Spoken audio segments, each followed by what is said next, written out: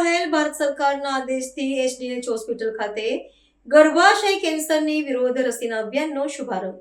પાટણ જિલ્લાના Radhanpur referral hospital ખાતે ભારત સરકારના આદેશ અનુસાર એચપીવી વેક્સિન જે ગર્ભાશય કેન્સર નિવારણ માટે અભિયાન અંતર્ગત એસડીએચ હોસ્પિટલ રાધનપુર ખાતે શુભારંભ કરવામાં આવ્યો હતો. જેમાં એસડીએચ રાધનપુરના આરએમઓ ડૉક્ટર કિશોરભાઈ પંચાલ સાહેબ, THO Radhanpur doctor Ketanbhai Thakkar, doctor surgeon Chaudhari સાહેબ તેમજ gynaec doctor Punitben Patel, urban medical officer doctor Vijaybhai Bharwad સાથે ડૉક્ટર અનુરાધાબેન પ્રજાપતિ અને અર્બન પેરામેડિકલ સ્ટાફ સાથે એસડીએચ પેરામેડિકલ સ્ટાફ હાજર રહી લાભાર્થીઓને રસીકરણ કરવામાં આવ્યું હતું. જેમાં 15 વર્ષથી નીચેની ઉંમરની દીકરીઓને પોતાના વાલી સાથે રાખીને રસીકરણનો શુભારંભ રાધનપુરના રેફરલ સુપ્રિન્ટેન્ડન્ટ કે પંચાલ સાહેબના હસ્તે કરવામાં આવ્યો હતો.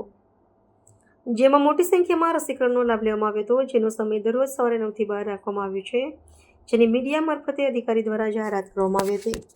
ભારતના માનનીય વડાપ્રધાનશ્રીએ ભારતની તમામ જેને 14 વર્ષ પૂરા થઈ ગયા હોય પરંતુ 15 વર્ષ પૂરા થયા એવી છોકરીઓ માટે સર્વાઇકલ કેન્સર એટલે કે ગર્ભાશયના કેન્સરની રસીની શરૂઆત કરેલી છે.